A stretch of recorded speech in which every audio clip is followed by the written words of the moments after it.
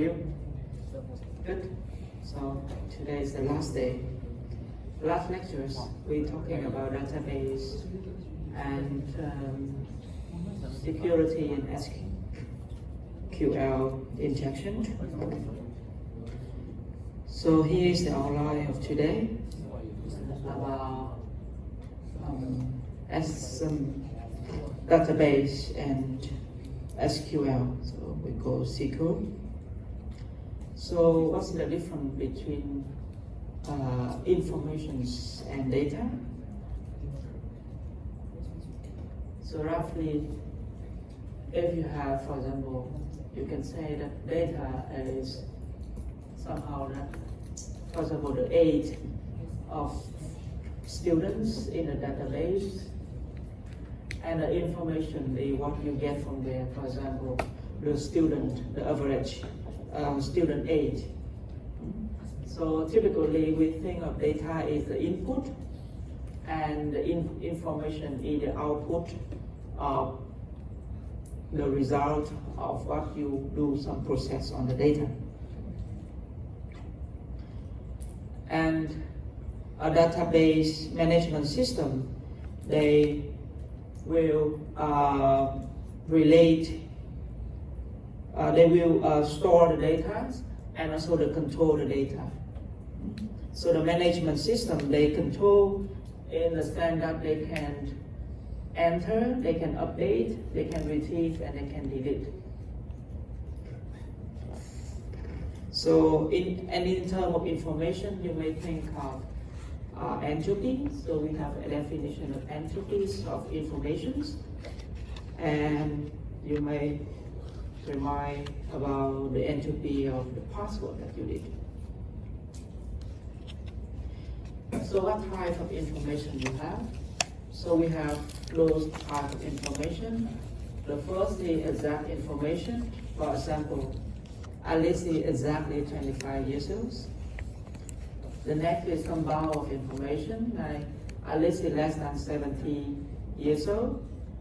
Negative result, Alice is not a male, or there's nobody more than 95 years old. Or assistant, there is a person with the red hair. So what we care about the security of database, we want that our database also have all the security properties that we already investigated so far. So they have to have all the properties of the CIA triad. That means confidentiality, means the access cannot be accessed by an unauthorized person. Integrity, the unauthorized person cannot modify or edit the asset. Availability, like access is always available to authorized person. And again, we still talk about asset control and authentications. So what is the model in the database you have? We have three types of models. First is hierarchical, so this is in the tree structures. Another network, like graph structures, and relational. Relational is data stored in a predefined table, and this is the most common one, and we will focus this only in our lectures. There's others like object-oriented database or something, some other like NoSQL database, but we just focus on relational database. So a relational database is just a collection of relational tables. So, and then there are some relations of the entities. So here you look at this table. So this table tells you the employee numbers, their names, day of birth, salary, city, street, and the building. So this is called a relational table, because though they are same relations. Employee is relation name, and this one is relation schema. like student, employee number, name, their birth certificate, street and buildings. So this is called the relational schema. Employee numbers, name, their birth certificate, they call an attribute. So this is the attribute name.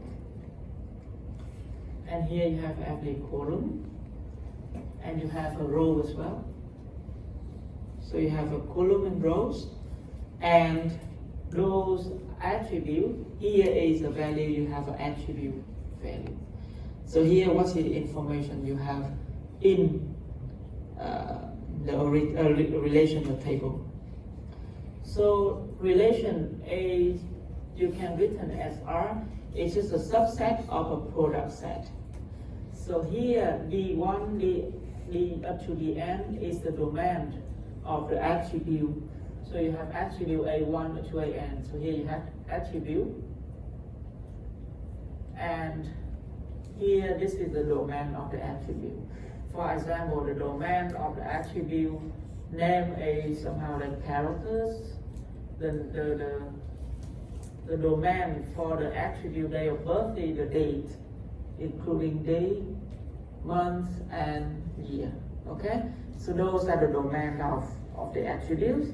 So you see the attribute is the columns in the tables.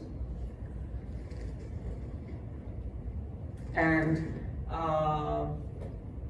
the relation corresponding to the product space or the space of its attributes. So sometimes you call it the field. The elements in the relation, they call the n-tuples. So this is just one row of the table. We call the n-tuples. And the n-tuples, or sometimes we can call record. And the n-tuple you can write this form. N-tuple means n, and that's include of n elements. Okay, so every VI here belongs to the domain of corresponding attribute. So in database that we need SQL, what is structured query language. So it's developed for a long time.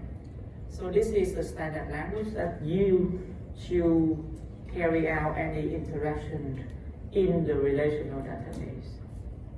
So what is the interaction? They can insert, they can update, retrieve, or delete.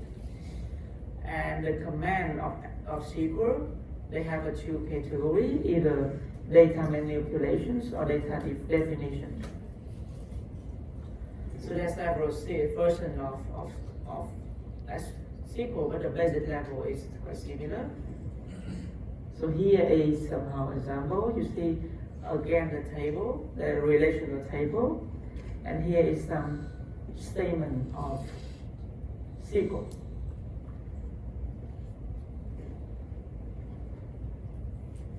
So they insert into employee. So insert this tuple into the employee. Here is the employee.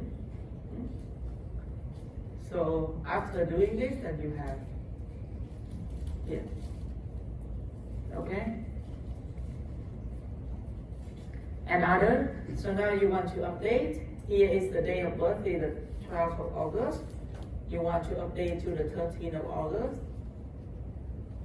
So they update, maybe they will set this attribute to be the 13th of August, and they look for the position with the employee number is 70. So they do it and they change to 13th of August. The second is you try to increase the salary of pupil by 10%. So just update the salary, it is salary plus 10% more.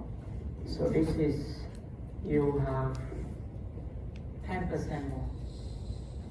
Easy, huh?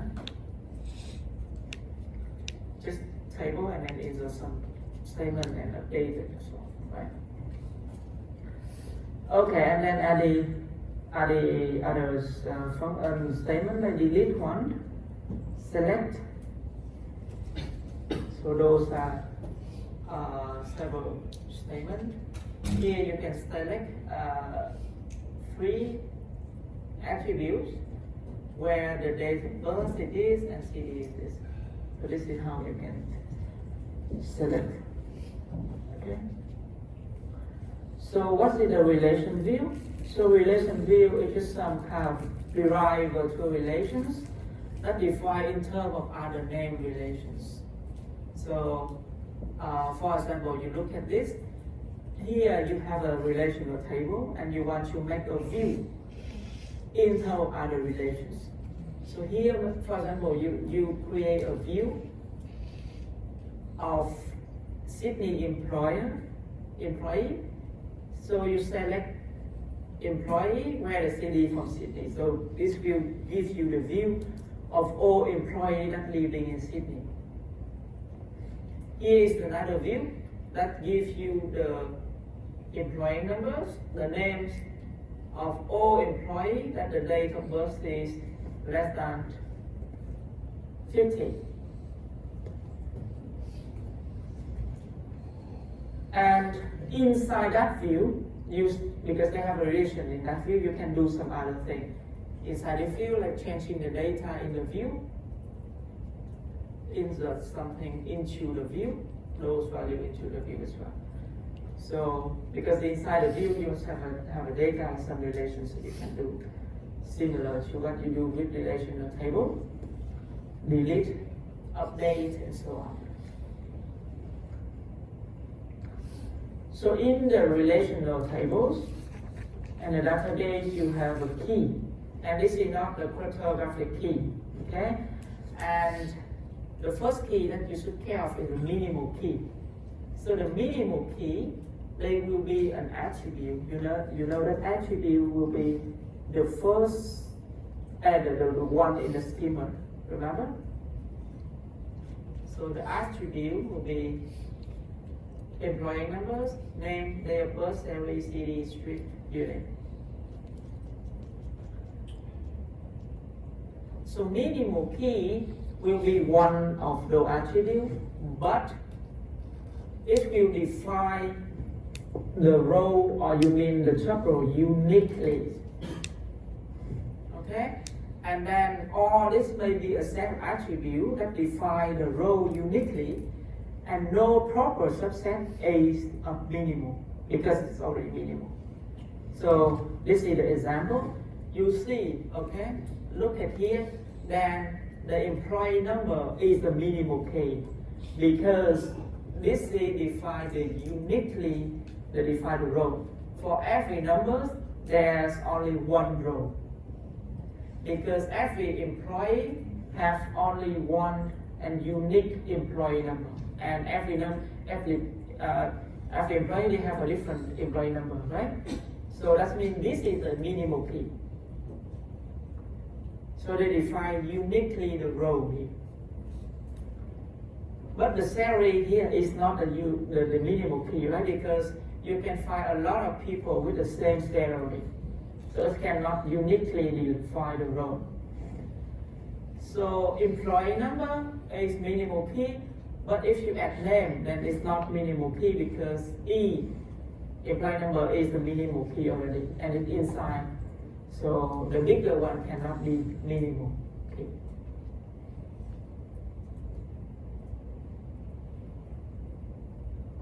Got it? So minimal means already smallest. Cannot be added. So bigger, here is bigger. And inside there's already the minimal one. So they cannot have, the bigger one cannot be minimal anymore. Okay? Confusing? So, and building here is not minimal, you see, because 13, a lot of people will work in the 13 building. And names as well. A lot of people with same name, a lot of people with same day of birth. So in this case, the employee number will be the unique number corresponding to each employee. Beside, you have primary key. Primary key is some other key that you choose as a minimal key. So basically here, this is minimal, so you choose this to be the primary. There can be another attribute to be minimal. So minimal is not unique. Maybe this one minimal, another maybe also minimal. For example, every employee have one computer, and one computer they have a MAC address, and this is uniquely with one employee number. If you have an attribute MAC address of computer that they use here, then this is also a minimal key, because every MAC address will be corresponding to one employee.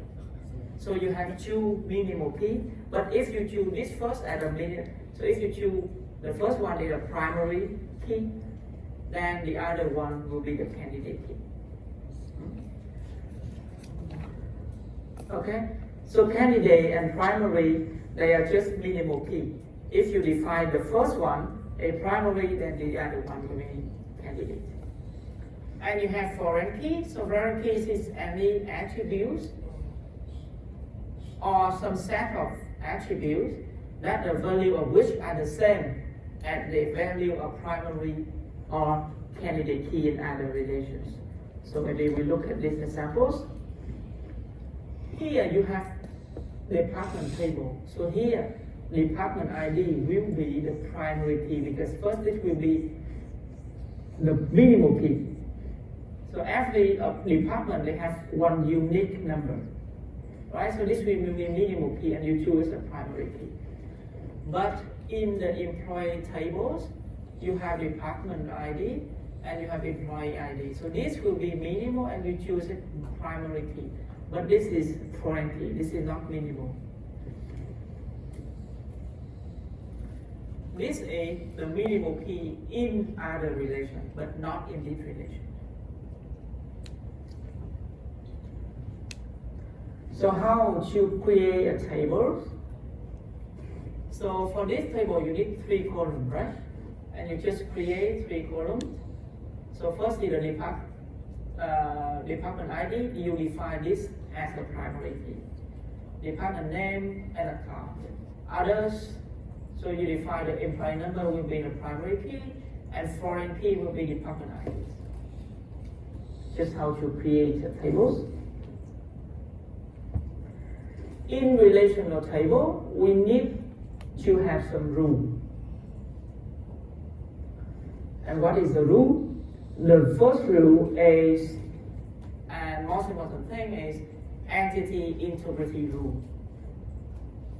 No component of the primary key is allowed to accept null, because you know that primary key is the minimal key. So this will be uniquely define the tuples on that row. But if you see null, so you cannot look for information, you cannot find. Okay? So basically you cannot find. Another irreferential integrity rule. So the database must not contain any unmatched foreign key values. Okay? So those are the rules inside the relational tables. Any questions?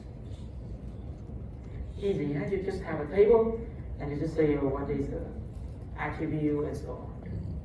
What's the key and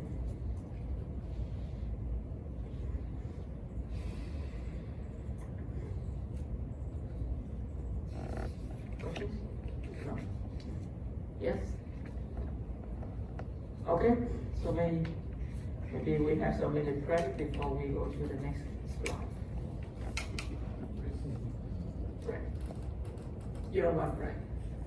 Today's lecture is very strong. You need break. So after this, I will do a